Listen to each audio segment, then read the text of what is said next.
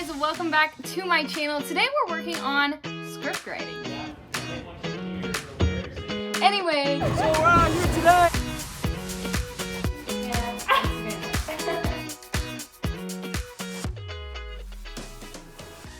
We're starting here with our script challenges. So today we're gonna start with our random word generator. I'll take it over here on my page. Let me start recording. To my random word generators. Now, I love to start with random word generators because I think they kind of give me a box to work in, but I can also always break out of the box if I want to. So today we're looking for a random word. We're going to say 4 words. 4 words. They're all nouns.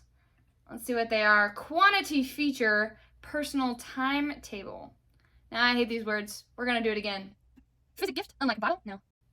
Folk marble, charity glimpse. Now, I like those ones. Folk, marble, charity glimpse. I already have a theme going on there. Folk kind of gives me this mystical vibe. Marble definitely adds to it a little bit. Charity is kind of a fun idea. And glimpse. I like it. Okay, so let's take these words over to our script writing workshop. So we have folk, we have marble, we have charity, and glimpse. So I'm gonna start with my ideas over here. My ideas. I'll go ahead and spew out some ideas and then I'll catch you guys in just a second.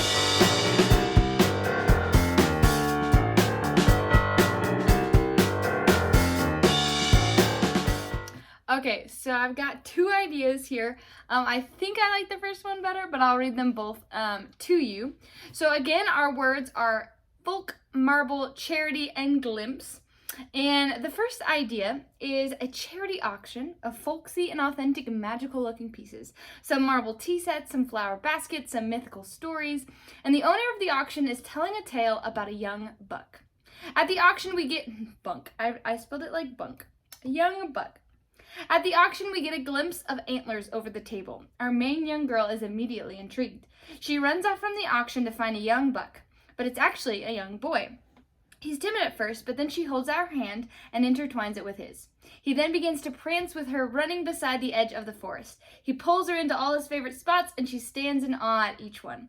Then her mother calls her through the forest trees, and she knows she must return. She takes off her necklace and hands it to him. He in return hands her a simple feather. They smile at each other, the mother growing closer. They may never see each other again, but this moment will never be forgotten. He runs off into the forest just as her mom finds her. One last look, he's gone, but the sunset remains in his absence. That's the first one. The second one is a bundle of herbs are cut on a marble table. This grandmother dances around the kitchen with her grandchildren, laughing all around. She takes a dried flower and places it in her hair of one of her children, caressing the chin of the other. In a moment, she sees a flash of lightning.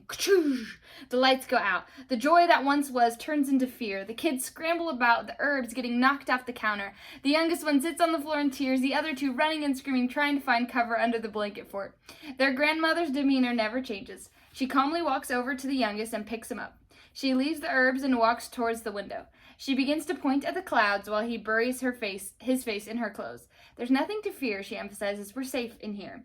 The other 2 poke their heads out of the fort. One slowly makes her way to the grandma's side. The aging beauty embraces her tiny form and smiles. See, she taps the glass. Nothing can hurt you. The other one pulls out a flashlight and runs over to point it outside. The grandma laughs. In a last look, we see the grandchildren, and grandma all in the fort making animal puppets. Okay, so basically that was a little bit of a long story with these 2 stories that I've got going on. They're all kind of like mythical and magical and have that little childish vibe about them that is very like storybook character kind of. They're both wholesome. They're not necessarily complete storylines, but they are just kind of good, wholesome messages that I think are very fun. So yeah, now I have to choose which one to write. I think I'm gonna go ahead and write the charity auction one. I love the idea of little tea sets and all these little cutesy little things that could be in this story. So I think that's the one I'm gonna go with. We're gonna start writing this one on my writing page over here, which is Highland 2. Highland 2 is the script writing software that I use. I think it is free online if you guys are interested in downloading that. And we're going to go ahead and start writing over here. So when you start writing a script, you can put fade in, but someone I recently read said that's something for the director to decide if they want to fade in or not. So I'm going to go ahead and leave it out. But we are going to start in the exterior at our auction. And when you do a log line, you always want, or is it a log line? I think it's a log line. Slug line. So I'm actually checking my sources from this book right here. It's called Sid Field's Screenplay, The Foundation to Screenwriting. I got this when I was in college, and I kept it ever since. I love this book. This one's really good at helping you build your characters and build your storylines. It does have a little bit about structure at the back, which I think was useful. But I think if you're going to do a screenplay and you're really working on your structure, there's another book called Save the Cat. I'll put it right here. It is really useful at helping you get a story structure. So if you're writing a feature film, that's a really great way to structure your film. Which I'll show that in another video. But for today, we're just doing short films. So that's all good. So we're going to start with exterior auction. Charity auction, because it's a charity. You gotta include the word charity. Charity auction. We're just gonna say day. I don't really care if it's the morning, the afternoon. I kind of want that to be up to the director, whoever is directing this. So exterior charity auction day. And we're gonna start with a description of our scene really quick. So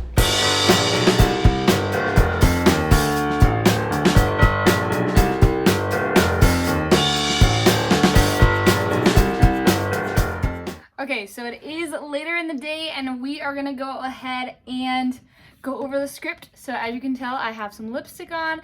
I went and did a photo shoot for the channel of my page, so if you are on, it is probably up and running now, so you can go check that out. Maybe subscribe if you like my videos. But we're going to go ahead and read our script. Exterior charity auction day. Teacups lining the tables, dried flowers all around. The atmosphere feels magical and wholesome. A young girl, Bambi, 9, curly locks, brown eyes, peers through the auction pieces, fiddling with her necklace. Her mom, 39, picks up a generic kettle and shows it to her. She shakes her head. Her hand gravitates towards a fairy statue and a deer, both in marble, both breathtaking. The auctioneer reads off facts about items throughout the shop and finally lands on the statue of a young boy with antlers. Bambi's gaze locks on the auctioneer. From 1874, the statue was made by a young artist by the name of Francis McDougall. The mythical creature was said to live in these very forests and is why the auction is taking place today in the spring of the year. He was foretold to know the contents of your heart even before you could see him. Only the purest got that privilege. As he talks, Bambi's mother touches her shoulder to show her another basic kettle. Bambi laughs. You don't need another kettle, Mom. Oh, but this one's so cute. Her mom begins to search again. Out of the corner of her eye, Bambi catches a glimpse of antlers. And it's as if the whole world begins to fade. The music seems far, the auctioneer is just a mumble, and the antlers are all she can see. She moves closer. Crunch, crunch. She can feel the pound of her feet on the land. What is happening to her? When she peers back up, the antlers are gone, and now a boy, around her age, peeks from behind a tree. No antlers upon his head. But still curiosity grips her. Who is he? He smiles and cocks his head to the right. She mimics. He disappears behind the trees. Without fail, she runs after him. Wait! His footsteps are quick, but hers are swift. She never loses sight of him. He makes his way to the river and then pauses. She catches up. Now only feet apart, the girl can see his blue eyes. He nods his head towards the waterfall. She looks, confused. Then he steps closer. She backs away. Their eyes glue together, hers cautious, intrigued. She fiddles with her necklace. He holds out his hand. She backs away. He nods back towards the river, hand still outstretched. I don't really want to get in. He laughs, emphasizing his hand again. Her brows furrow. Hesitant, she intertwines their fingers, releasing the necklace. Magic shoots out from his arm into hers. It swirls around them and bursts from them. When it slows, her gaze follows up to his head. no antlers. But he pulls towards the riverside, now reaching into the water. She laughs and dips her hand in too. The fish flock to their hands and rub across their fingertips. Next, the grass. His hand grazes the top of the grass, and out jumps a bunny from the bush. It hops around them and under her arm. Bambi throws her head back in laughter. Joy. The boy grins from ear to ear. Loud thumps begin to sound from beyond another bush, and the boy gets up in a fright. Bambi looks between him and the loud sounds, and he pulls her away. She immediately follows. Exterior hillside, later. The two run out from the forest up to this waterfall hill, and magic dust lights their way. They look out from the top of the hill to see the prettiest sunset that Bambi's ever seen. She gasps in delight. Whoa! He smiles and then starts to call out into the note. Ow!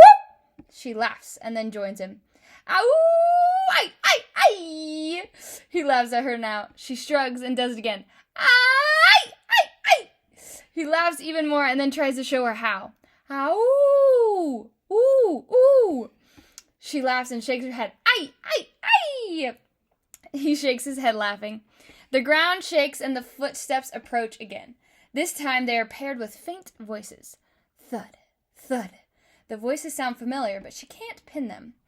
The boy pulls her away a third time. She goes, but more reluctant this time. Exterior bridge, later. The sky begins to darken and Bambi realizes the time has passed. The time that has passed. The boys lead her all the way to the bridge and begin to climb over the edge. She stops him this time. I need to go back home. Home? Light bulb clicks in his head. He nods and points to the river below. This is home. The thunder begins to grow above them. No, I need to go to my home. The boy cocks his head and his eyes grow sad. Bambi! Bambi! She can hear them clearly now. He looks towards the voices, fearful. It's okay. It's my family. You should come with me. She holds out her hand. He steps back, so sad. The voices grow closer. Bambi! Oh, God, I hope she's all right. He shakes his head, glimpsing towards the voices. She looks down at her necklace, fiddling it again. He begins to back away from the fence. She reaches and grabs his hand. She pulls him close and puts her necklace over his neck. He looks at it, plays with it a little, and then smiles. Bambi. She smiles and nods. Voices break through the forest behind them. Bambi turns to see her mom. Bambi! Relief coats every inch of her mom, and she runs to embrace her. Bambi smiles, hugging her back. When she turns to see the boy again, he's nowhere to be found. Oh, dear. Her mom exhales and begins to spew out words, trying to figure out why she's out here. Bambi's not listening. She turns to look around the forest. Behind a tree, she spots the antlers. The deer turns to look at her and cocks its head. She cocks hers in return. It bows its head and off it runs, back into the forest. She smiles. Fade out. End. So our light's fading here. That is the end of my story. That's my short film that I wrote today. It definitely needs some work. It definitely has some character growth that I think could add to it. But it's such a fun little, magical little story that we got going on. So my writing doesn't always end up like this. I don't always get a story that I actually really enjoy. I try to get phrases that I initially know a thought or I know what story I want to do with it. And sometimes I'll do the random word generator and think some of these words are going to work out super well. And then I try them and they don't really work out that well. One of the things that I think actually has helped me with my creative process and taking words into stories is my creative, what was it called? There was a class in college that I took that basically showed me how to do a thought bubble. So it was an advertising class, which is really interesting that helped me so much. But one of the things that she said in that class was creativity. Like, she defined what creativity was, and she said creativity is taking two ideas that already exist and combining them into something that is yours. And that to me was so freeing because I felt like I had to pull it out of nowhere, you know? But instead, now I get to use things that I've already seen and things that I already know, and I just get to combine them into this magical story. And yes, there's tons of stories that are just like this Bridge to Terabithia, What else? I bet you Where the Wild Things Are. I've never seen that, but it has that mystical, magical, running through the forest kind of vibe where you find these magical creatures. I bet you Where the Wild Things Are is just like this. Even that there's a new show on Netflix that has this little boy with antlers, and shows like that are always very fun and folksy and magical. And so that's kind of the vibe that I was going with this, and I really like how it turned out. It definitely could be a feature if I wanted it to be a feature, and it definitely could also be just as it is. It doesn't have to be a feature either. But yeah, I really like it. I really enjoyed it. I would love to see what you guys come up with. If you guys choose the same words as I did: folksy, marble, charity, and what was the last one? Charity and glimpse. But I would love to see someone else try this idea where you take 4 words, you create some idea bubbles, and then you take those ideas and you put them into a story. And one of the things that helps me a lot is when I know the ending going into my story. So this book right here, actually, Sid Field's screenplay, this talks a lot about the ending of your book, knowing your ending before you start writing. And that's actually one of the chapters. It's called Ending and Beginning. And I love how this book kind of describes it, kind of talks about how to find an ending, how to find a beginning, what that looks like, and how that helps with the overall structure of your screenplay. And of course, this is talking about more features where mine was a short film, but it's just practice. It's practice on getting your brain flowing in a way that you can write really fun and engaging stories. I really would love to see some of your guys' screenplays that you guys write. Maybe show me a slug line that you got or whatever. Again, mine was young girl gets lost in the woods but finds magic along the way. So it doesn't necessarily have to have all of the drama in there, but it definitely needs to have the conflict, the main conflict in there, and it needs to have the vibe of your story when you're doing that slug line. So leave a slug line down below of what your story is like, and tell me guys what you guys are writing, because I'd love to be a part of it as well.